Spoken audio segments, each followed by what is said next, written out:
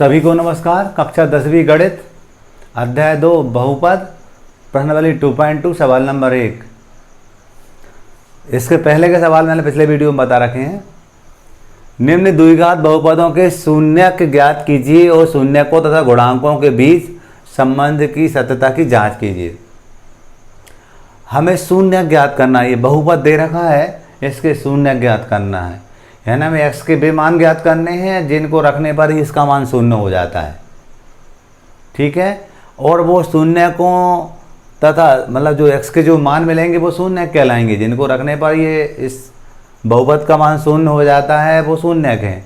तो जो x के मान निकालेंगे वो शून्यक हो गया। गुणांकों की संबंध, गुणांक मतलब x की घात 2 का गुणांक 1 है, ऐसा गुणांक ऋण 2 है और बिना x वाला 8 है। तो 1 ऋण 2 ऋण 8 इनके बीच संबंध क्या है, वो अपने संबंध की सत्ता की जांच करनी है। ठीक है। तो सबसे पहले हम इसके गुणनखंड निकालेंगे। गुणनखंड निकालेंगे बीज वाले पद को तोड़ करके। ट्राई मेथड से निकाल रहे हैं हम। सर्वप्रथम हम इधर रफ वर्ग बनाते हैं। ये हमने यहाँ पर रफ वर्ग बनाया। रफ वर्ग बना करके सबसे पहले x की घात 2 का गुणांक लिखते हैं। x की घात 2 के बाजू में क्या है वो लिखते हैं। x की घात 2 के बाजू में कुछ नहीं है तो 1 मानते हैं, 1 लिखा हमने। और लास्ट में विदाउट x वाली संख्या क्या 8 है, उसको लिखते हैं। फिर यदि इनके गुणनखंड निकलते हैं तो निकालते हैं। अब आज गुणनखंड निकल रहे हैं 8 के, हम जानते थे 8 के 2 4 जा 8, 2 2 जा 4 और 2 1 जा 2 1 जा 2। अब हम जानते हैं 1 इंटू 2 इंटू 2 इंटू 2। इस टाइप से इसको लिख पाएंगे हम। इन गुणनखंडों के माध्यम से x का गुणांक यानी बीज की संख्या लाते हैं। बीज की संख्या ऋण 2 है, इन गुणनखंडों के माध्यम से बीज की संख्या लाते हैं। -2 लाना है हमें। सारे गुणनखंडों का यूज होना चाहिए। ठीक है। तो देखेंगे आप, इस 1 का 2 से करेंगे 2, 2 दूनी 4, इतना 4 हो जाएगा। और ये कितना था 2। माइनस कराना तो -4 + 2 बराबर -2। -4 + 2 बराबर देखो आप सारे गुणनखंडों का यूज भी हो गया है और -2 भी आ गया। अब क्या लगाना है x, तो यहाँ लिखा -4x + 2x = -2x। यहाँ इसके बदले क्या लिख देंगे हम, ये लिख देंगे x की घात 2 -4x + 2x - 1। आप क्या करेंगे, हम दो संख्याओं के जोड़े बनाएंगे। यहाँ पर x की घात 2 -4x का जोड़ा बन जाएगा और यहाँ पर 2x - 8 का जोड़ा बन जाएगा। ये 2 पेयर बन गए हमारे। पहले कोष्ठक से कॉमन लेंगे, दूसरे से कॉमन लेंगे। मैं समझा रहा हूँ कॉमन लेने के लिए। x की घात 2 -4x है, x की घात 2 को x को 2 बार लिख सकते हैं हम। ये 4x था, हम देख रहे हैं x को हम कॉमन ले सकते हैं। जब ये x कॉमन लेंगे तो यहाँ x - 4 बचेगा। समझाने के लिए यहाँ मैंने आपको बताया, हम जब x कॉमन लेंगे तो यहाँ x - 4 बचेगा। इसी टाइप से 2 और 4 में से 2 कॉमन आएगा तो यहाँ x बचेगा और 2 4 जा 8, 2 चौको 8 तो इसलिए 4 बचेगा। अब क्या करेंगे, इसको फिर कॉमन लेंगे x - 4 को, और इस कोष्ठक के आगे x है, एक कोष्ठक में लिखेंगे, इसके आगे +2 है, ये बचेंगे। हमें शून्य ज्ञात करना है तो इसकी हम कहेंगे जब शून्य ज्ञात करेंगे तो इस सारे का मान शून्य हो जाता है, इसलिए हम किसका मान शून्य होगा, नेक्स की वो वैल्यू जो यहाँ रखने पर वो शून्य हो जाता है, ये पूरे में रखने पर इसका मान शून्य हो जाता है। तो हम क्या करते हैं, x - 4 के बराबर शून्य लेंगे या x + 2 के बराबर शून्य लेंगे। जब भी शून्य ज्ञात करना होता है तो इस टाइप से हम करते हैं। तो x बराबर ऋण 4 रहेगा, धन 4 हो जाएगा। यहाँ पर x बराबर धन 2 रहेगा, ऋण 2 हो जाएगा। शून्य का कोई मतलब होता नहीं है। हम कहते हैं शून्यक यहाँ जो होंगे वो 4 - 2 होंगे। हमारा एक आंसर मिल गया जी। हमें क्या करना था, शून्यकों तथा गुणांकों की सत्यता की जांच करनी थी। तो हम देखते हैं शून्यकों का योग। शून्य क्या दिया, 4 दिया है +- 2, इनको जोड़ेंगे, 4 में 2 गए, 2 बचेंगे। ये 2 आया। हम जानते हैं ये -b/a। अब b और a कहाँ से आते हैं, हम जानते हैं स्टैंडर्ड यदि बहुपद की बात करते हैं तो as की घात 2 धन bx धन c। इसमें s की घात 2 के बाजू में यहाँ 1 है, तो हम कह देंगे कि a का जो मान है वो हमारे पास 1 है। यहाँ इसके बाजू में बी है, तो बी का मान क्या है हमारे पास -2 है, और सी का मान क्या है -8 है। इसकी इससे तुलना कर दी हमने, तो ए बी सी मिल गया। तो ये -b अपन ए, ये -b माइनस तो यही रहेगा, b का मान था -2, ए क्या है हमारे पास 1 है। आप देखोगे ऋण का धन 2 एकम 2 हो जाएगा। ये अपन ने शून्य को तथा गुणांकों की संबंध की सत्ता की जांच कर दी।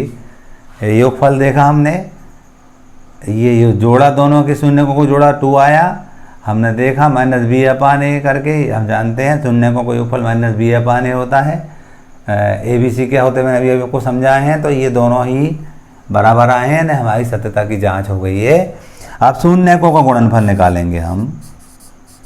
शून्यकों का गुणन निकाला हमने, 4 था शून्यक और -2 था। 4 दूनी 8, ऋण धन का ऋण होता, ऋण 8 आ जाएंगे। हम जानते हैं ये c/a इसका सूत्र होता है। c क्या है हमारे पास -8 है, ये क्या है 1, भाग देंगे तो -8 आएगा। ये भी सत्यापित हो गया।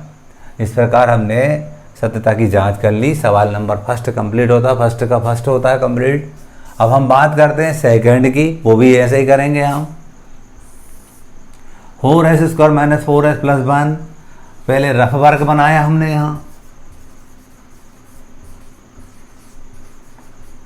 सबसे पहले s की घात को गुणांक लिखते हैं, क्या है 4।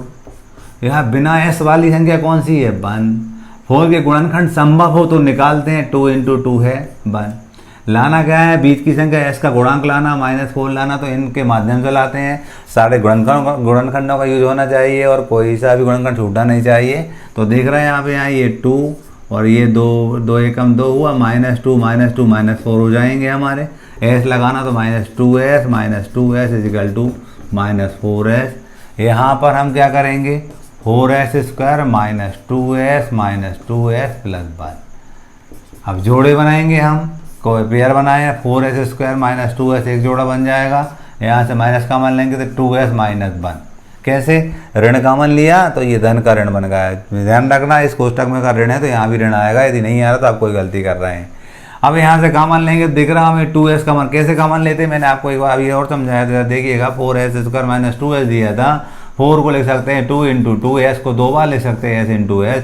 ये 2s था, ही -2s था हमारे पास। तो देखिएगा s यहाँ भी, s यहाँ भी, 2 यहाँ भी, 2 यहाँ भी। तो हमने क्या किया 2s का मान ले लिया, क्या बचा ये 2s बचा, और माइनस यहाँ कुछ नहीं बचता तो 1 बचता है। हम यहाँ कहेंगे 2s कॉमन लेंगे तो 2s - 1 बचेगा। यहाँ से कोई संख्या कॉमन नहीं तो 1 आती है, 2s - 1 ही बचेगा। फिर से हम इस कोष्टक को कॉमन लेंगे तो ये 2s - 1, और इसको इसके आगे 2s दिया था इस कोष्टक के, इसके आगे -1 दिया, इनको एक ब्रैकेट में लिख देते हैं। हमें मालूम है इस पूरे का मान शून्य, सब शून्य ज्ञात करना, तो पूरे को शून्य के बराबर लेंगे तब शून्य ज्ञात होंगे। तो हम क्या कहेंगे, या तो 2s - 1 = 0 होगा या 2s - 1 = 0 होगा। पक्षांतर के माध्यम से 2s बराबर ऋण की तरह गया तो धनिक हो जाएगा, s बराबर हो जाएगा 1/2। इसी टाइप से यहाँ पर करेंगे, ये भी 2s बराबर ऋण की तरह गया धनिक हो जाएगा, तो जो s का मान होगा वो 1/2 होगा। तो आंसर हो गया हमारे ये शून्यक जो होंगे वो हमारे शून्यक 1/2 1/2 होंगे। हम इसको वेरीफाई करने जा रहे हैं। अब हम यहाँ लिखेंगे शून्यकों का योग या योगफल, 1/2 में 1/2 जोड़ेंगे। हम जानते हैं 1/2 में 1/2 जोड़ेंगे हम, लघुत्तम आया इसका 2, हर समान हर एक बार लिख देते हैं, ऊपर की संख्या वही की वही आती है, 1 और 1 2, 2/2 1 आया। तो हम कहते हैं इसको हल करने पर 1 आ रहा। सूत्र होता था इसका -b/a, शून्यकों का योगफल -b/a होता। b/a हम जानते हैं, यहाँ से निकाल देते। a बराबर 4, s की घात 2 गुणांक a कहलाता है, b s का गुणांक b कहलाता है, b - 4, और लास्ट वाला c कहलाता है 1 है। तो यहाँ माइनस b का मान था -4 और a का मान था हमारे पास 4, ऋण ऋण का धन हो गया 4/4 1। तो ये अपन ने सत्यता की जांच कर दी। शून्यकों का योग हमने चेक कर दिया, बराबर आया दोनों स्थितियों में। अब हम लिखेंगे यहाँ पर शून्यकों का गुणन।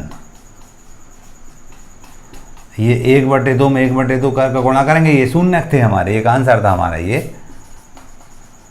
तो 1/4 हो गया। ये होता c बटे, और c क्या था हमारे पास, c हम देख रहे थे, c का मान 1 था और a का मान हमारे पास 4 था। ये भी वेरीफाई हो गया, पहले का हमारा दूसरा हो गया। क्वेश्चन नंबर पहले का तीसरा है, 6x² - 3 - 7x के शून्य ज्ञात करना है और शून्य को गुणांकों के संबंध स्थापित करना है। पहले इसको मानक रूप में लिखा, हम जानते थे ax² + bx + c, ये बहुपद का मानक रूप होता है। तो हम इसको रीसेट करेंगे तो 6x² - 7x - 3 लिख पाएंगे। ये इसको इधर ले आए, हमने रीसेट कर दिया, कर सकते हैं। अब हम क्या करेंगे, इसके फैक्टर निकालें, गुणनखंड निकालेंगे। गुणनखंड निकालने के लिए हम यहाँ रफ वर्ग बनाते थे। रफ वर्ग में क्या करते थे, हम x⁻2 का गुणांक लिखते थे, x⁻2 का कोफिशिएंट क्या है वो लिखते थे 6 है, और विदाउट x वाली संख्या कौन सी है, 3 है। यानी कि हम क्या करते थे, फैक्टर करते थे, गुणनखंड करते थे, संभव हो तो है 6 के 2 × 3 होते थे, और ये 3 वैसा का वैसा। इन गुणनखंडों के माध्यम से हम x का गुणांक लाते हैं। ऐसे गुणांक -7 दिया है, इन सारे गुणनखंडों का यूज होना चाहिए। तो हम देख रहे हैं 3 3 × 9 3 3 का 9 होता है, और ये 2, और 9 में से 2 गए तो 7 बचेंगे, लेकिन ऋण के चाहिए तो ऋण 9 धन 2 बराबर ऋण 7 आ जाएगा। ट्राई मेथड है, बार बार प्रयास करने पर हम यहाँ पहुँच पाते हैं। -9x + 2x = 7x - 7x। क्या किया अगले पद में, यहाँ पर 6x⁻2 - 9x + 2x - 3। क्या किया हमने, इसका मतलब -9x + 2x होता वो लिख दिया। अब जोड़े बनाएंगे, दो संख्याओं के हम पेयर बनाते थे। 6x² - 9x, एक जोड़ा बनेगा, दूसरा बनेगा 2x - 3। यहाँ से हम कॉमन लेंगे, कॉमन समझते हैं। 6x² - 9x था, इसमें को कॉमन समझने के लिए क्या कॉमन आएगा, देखिए गुणनखंड निकालते हैं। 6 के 2 × 3 होते हैं, x² मतलब x को 2 बार लिख देंगे इसको। 9 को जानते 3 × 3 होते, 3 3 का 9, और x वैसा वैसा। अब आप देखो दोनों जगह हमें ये रफ काम कर रहे हैं, ये 3x यहाँ पर भी है, 3x यहाँ पर भी है। अपन 3x को कॉमन लेते तो 2x बचेगा, ये 2x बचेगा, और यहाँ कुछ यहाँ बचेगा ऋण 3। ठीक है, तो हम अगले पद में यहाँ से हम 3x कॉमन ले रहे हैं, तो 2x - 3 बच रहा है। यहाँ से जब कोई संख्या कॉमन नहीं आती तो बना दिए 2x - 3। क्या करेंगे, हम इस बात को हम कॉमन फिर से लेंगे। 2x - 3 कॉमन आया, ये क्या बचा, 3x + 1, यहाँ 3x बचा, ये +1 बचा। हमें मालूम है कि x का मान, ये इसके शून्य ज्ञात करना, तो हम इसका कौन सा मान रखते हैं कि इस पूरे का मान 0 हो जाए, इसलिए इसको ये या तो ये 0 होगा या ये 0 होगा। इस टाइप से हम x के मान निकालते हैं। हम लिखेंगे 2x - 3 = 0 या 3x + 1 = 0। यहाँ पर हम देखेंगे 2x बराबर -3 इधर आया तो +3 हो गया, x बराबर ये हो जाएगा 3/2। इसी टाइप से यहाँ 3x बराबर ये +1 इधर गया तो -1 होगा, पक्षांतर से x बराबर -1/3। तो हमने ये शून्यक निकाल लिए। शून्यक क्या मिले हमें, शून्यक मिले हमें 3/2 और ऋण 1/3, ये हमें शून्यक मिले हैं। अब हम क्या करते हैं,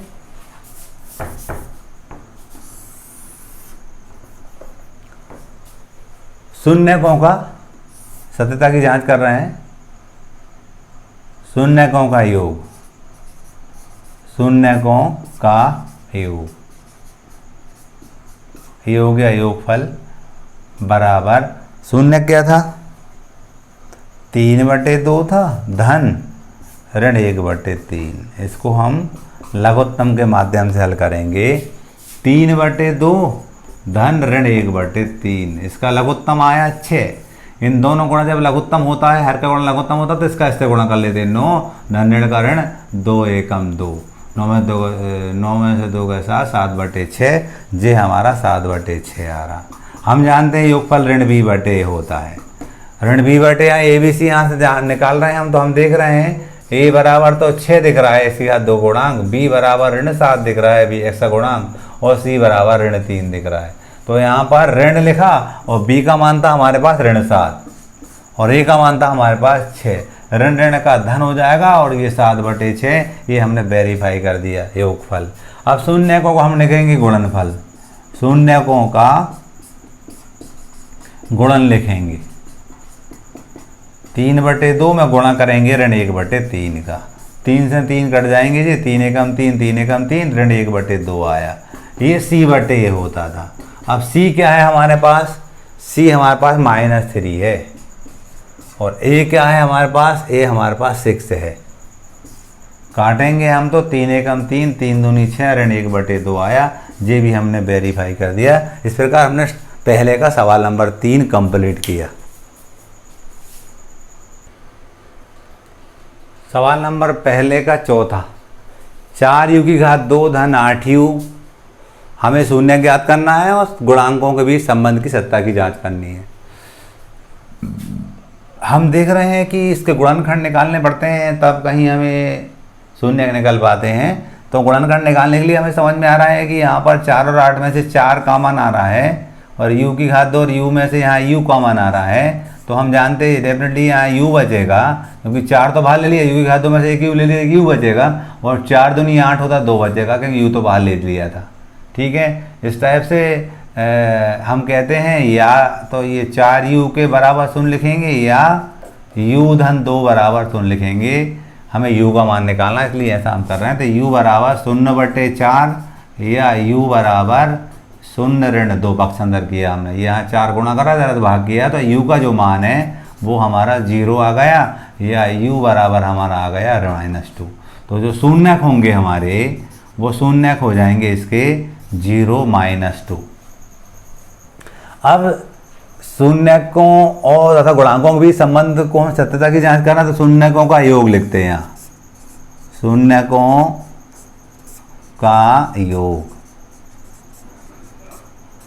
शून्य है, शून्य धन ऋण 2 है, जोड़ेंगे तो ऋण 2 आएगा।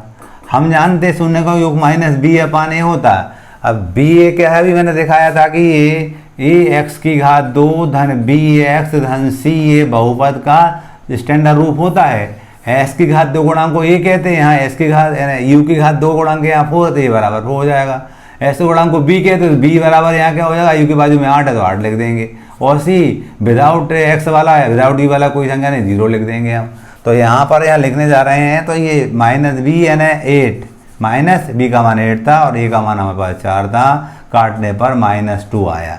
ये वेरीफाई होगा, सत्यता की हमने जांच कर दी। दूसरा हम कहते हैं शून्यकों का गुणन, शून्यकों का गुणन। ये शून्य था, एक शून्य दूसरा था ऋण 2, गुणा करेंगे तो शून्य आ जाएगा। ये c/a होता था, c शून्य है और a का मान 4 है, c का मान 0 और a का मान 4 है, ये शून्य का, ये भी वेरीफाई हो गया। इस टाइप से हमने इसका चौथा सवाल बना लिया। 5 बार देखेंगे, इसके गुणनखंड निकालेंगे। t की घात 2 ऋण 15, तो देखिएगा ये इसको कॉमन कोई आ नहीं रहा है, सूत्र लगते दिख रहा है, कब लग पाएगा, t² बार ऋण इस 15 को वर्गमूल 15 का वर्ग लिखेंगे तब सूत्र लग पाएगा। हम देख रहे हैं इसमें 2 पद हैं और दोनों पदों को यहाँ कॉमन ले गए थे, यहाँ कॉमन लेते नहीं बन रहा है, ऐसा लग रहा है। a² ऋण b², एक सूत्र हमने छोटी कक्षा में पढ़ रखा, सूत्र के माध्यम से ये हल होते दिख रहा है, इसलिए इसको 15 को करनी 15 की घात 2 लिख दिया। हम जानते हैं ये वर्गमूल वर्ग कट जाते थे, 15 ही आ सकता है, यानी इसको हम ऐसा लिख पाएंगे। हम जानते थे a की घात 2 ऋण b की घात 2 बराबर a - b और a + b हमारा ये सूत्र होता था। इस सूत्र को हम लगाएंगे तो t की घात 2 ऋण करनी 15 दिया था, करनी 15 का वर्ग, तो यह आएगा हमारा t - करनी 15 या t + करनी 15। इस टाइप से हमने इसके गुणनखंड निकाले, तो t ऋण करनी 15 और दूसरा होगा t धन करनी 15। जब हम शून्य निकालते हैं तो क्या करते हैं, जब t - करनी 15 बराबर 0 या t + करनी 15 बराबर 0,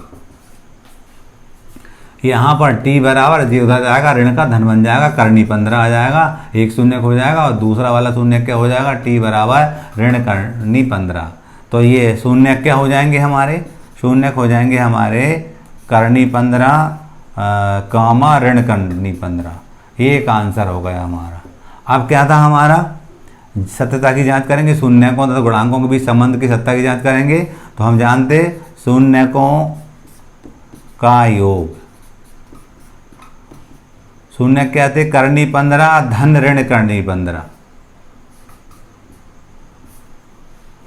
0 हो गया, 15 में 15 गया 0, ये होता था -b/a। अब देखते हैं ABC क्या है। हमें मालूम था ये मानक रूप होता था अपना बहुपद का, तो A का मान तो हमें दिख रहा है 1 है, B का मान शून्य क्योंकि T वाला कोई पद नहीं है, और C का मान हमें दिख रहा है ऋण 15 है। तो यहाँ -0/1 है ना, 0 आ गया, ये सत्यता की जांच हो गई योगफल की।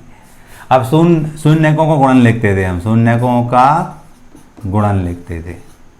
हम जानते हैं करनी 15 में गुणा करेंगे हम ऋण करनी 15 का, तो ऋण तो यहीं रहेगा, करनी से करनी कर 15 में 15 225, और 225 का 15 होता है, यानी 15 आ जाएंगे। C/A होता था ये गुणन, C/A, C कितना था ऋण 15, और ये कितना था 1, तो ये आया ऋण 15, ये भी वेरीफाई हो गया हमारा। इस प्रकार हमने सवाल नंबर 5 बना लिया।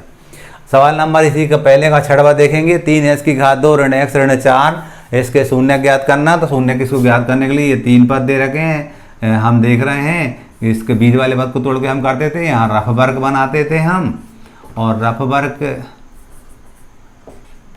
बनने के बाद हम क्या करते, s की घात 2 का गुणांक लिखते थे, और विदाउट x वाली संख्या लिखते थे। यदि इनके गुणनखंड निकलते हैं तो निकाल रहे, 4 के निकल रहे हैं, 2 गुणे 2, इन गुणनखंडों के माध्यम से s का गुणांक लाते थे हम। ऐसा गुणांक यहाँ कुछ नहीं है तो 1 मानेंगे, ऋण 1 है, ऋण 1 लाना है हमें। ऐसा गुणांक यहाँ ऋण 1 है, -1 है, उस -1 को लाने के लिए इनके माध्यम से लाते हैं। कोई सा गुणनखंड छूटना नहीं चाहिए, फैक्टर कोई सा छूटना नहीं चाहिए। हम देख रहे हैं 2 दूनी 4 होता है, और 4 में से 3 कम करेंगे 1 बचेगा, क्योंकि ऋण का चाहिए तो ऋण 4 धन 3 करेंगे तो ऋण 1 आ जाएगा। x लगाना तो यहाँ लिखेंगे ऋण 4x धन 3x बराबर ऋण 1x। यहाँ पर 3x² -4x plus 3x minus क्या किया, इस x के बदले हमने ये लिख दिया -x के बदले। क्लियर। अब जोड़े बनाएंगे, 3s की घात 2 -4s का एक जोड़ा बन जाएगा, और यहाँ पर भी 3x - 4 का एक जोड़ा बन जाएगा। कॉमन की बात करते थे, यहाँ x कॉमन आते दिख रहा, 3x ऋण 4 बचेगा, और यहाँ कोई संख्या कॉमन नहीं तो 1 आती है, ये भी 3x ऋण 4 बचेगा। अब यहाँ पर 3x ऋण 4 को एक बार कॉमन, फिर से कॉमन लेंगे, ये कॉमन आ जाएगा हमारा, और क्या बचेगा x + 1 बचेगा। इस कोष्टक के आगे x है, इसके आगे +1 है। अब हम जानते हैं शून्य निकालना है तो क्या लिखते, 3x ऋण 4 बराबर 0 होगा, या x + 1 बराबर 0 होगा। यहाँ से निकालेंगे तो 3x बराबर, इसको तो लगेगा तो धन 4 बन जाएगा, पक्षांतर से ऋण 4 का धन 4 हो जाएगा, x बराबर 4/3 हो जाएगा। यहाँ पर x बराबर ऋण 1 हो जाएगा। जो शून्य होंगे हमारे वो हो जाएंगे 4/3 और ऋण 1। इस टाइप से हमारा एक आंसर हो गया। अब क्या करना, शून्यकों तथा गुणांकों के बीच संबंध की सत्ता की जांच करना है। तो हम यहाँ लिखेंगे शून्यकों का योग 4/3 धन ऋण 1। रफ में हम देखिए करते हैं, 4/3 में ऋण 1/1 जोड़ेंगे, लघुत्तम आया 3। जब हर का गुणा लघुत्तम होता तो इसका इससे गुणा 4, धन ऋण का ऋण 3, 4 3 एकम 3, ये धन ऋण का ऋण 3 एकम 3 होगा, ये 4 एकम 4 हुआ, 4 में 3 का 1/3 आएगा। तो जी हल करने पर 1/3 आता है। और हम जानते थे -b/a होता था। हम यहाँ से निकालेंगे तो हमें दिख रहा है s की घात 2 गुणांक 3 है तो a बराबर 3, ऐसे गुणांक ऋण 1 है, b बराबर ऋण 1 है, और आखिरी वाला c विदाउट x वाला ऋण c बराबर ऋण 4 है। तो ऋण b का मान था हमारे पास ऋण 1 और a का मान था हमारे पास 3, तो ये आ गया 1/3। ये वेरीफाई हो गया, दोनों 1/3 1/3 आ गए हैं। अब शून्यकों का गुणन निकालते हैं। शून्यकों का गुणन ये होता था हमारा 4/3 में गुणा करेंगे ऋण 1 का, तो ये हो जाएगा ऋण 4/3। ये c/a होता था, हम देख रहे हैं c का मान ऋण 4 है और a का मान हमारे पास 3 है, ये 3 रख दिया हमने, ये भी हमारा वेरीफाई होगा। इस प्रकार हमने सवाल नंबर 2.2 के पहले को कंप्लीट कर लिया। आगे एक सवाल कल मिलेंगे।